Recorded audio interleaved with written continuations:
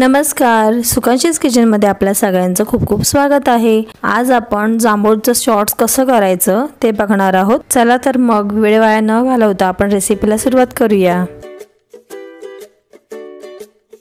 मार्केटमध्ये छान पिकलेली जांभळं आली आहेत, त्यामुळे हा जांभूळ सरबत तुम्ही एकदा नक्की ट्राय करा।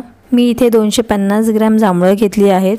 माझी लहान मुलगी मला जांभळं धुण्यासाठी मदत करत होती। जांभळं धुतल्यामुळे जांभळावरती जी धूळ असेल, काही कचरा असेल तो निघून जाईल। तुम्ही बघू शकता इथे मस्त अशी पिकलेली जांभळं आपण घेतलेली आहेत। शक्यतो जांभळाचं शॉर्ट्स करण्यासाठी तुम्ही जास्त पिकलेलीच जांभळं वापरा। हे जांभळं मी अशा सुरीच्या सहाय्याने त्यातील गर काढून घेते व बिया बाजूला काढून घेतल्या। अशा प्रकारे आपण सर्व जांभळांचं गर बाजूला काढून घेऊयात। इथे मी सर्व जांभळांचं गर बाजूला काढून घेतलं आहे। आता मिक्सरच्या भांड्यामध्ये आपण हा गर ॲड करून घेऊयात।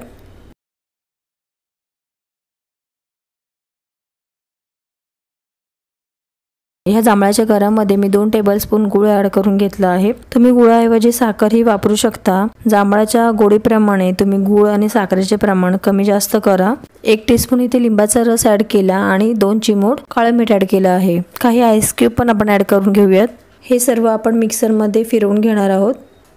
जांभळाचा गर मिक्सरमध्ये फिरवून झाला आहे। तुम्ही बघू शकता किती मस्त कलर आला आहे। अशी आपल्याला फाईन पेस्ट करायची आहे।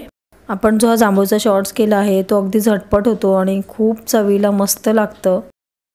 एका डिशमध्ये मी थोडं मीठ आणि थोडं लाल तिखट ॲड केलं। ते दोन्ही व्यवस्थित मिक्स करून घेतले आणि ज्या ग्लासमध्ये आपण हे शॉर्ट्स सर्व करणार आहोत त्याच्या काठाला मी लिंबाचा रस असा लावून घेतला आहे। ग्लासचा जो काठ आहे तो आपण मीठ आणि तिखटचं जे मिश्रण तयार केलं होतं त्याच्यामध्ये मी फिरवून घेतलं। आता ह्या ग्लासमध्ये आपण जे जांभळाचं सरबत तयार केलं आहे ते ॲड करून घेऊयात। ह्या जांभूळ शॉर्ट्समध्ये जर तुम्हाला आईस क्यूब ॲड करायचे असतील तर ते तुम्ही करू शकता। ही रेसिपी तुम्ही नक्की एकदा ट्राय करून बघा, खरंच खूप छान लागते। आणि रेसिपी कशी झाली ते कमेंट बॉक्समध्ये नक्की कळवा। रेसिपी जर तुम्हाला आवडली असेल तर आपल्या चॅनल लाईक करा, सबस्क्राईब करा आणि बेल आयकॉन दाबायला विसरू नका। पुन्हा भेटू नवीन व्हिडिओमध्ये, तोपर्यंत बाय।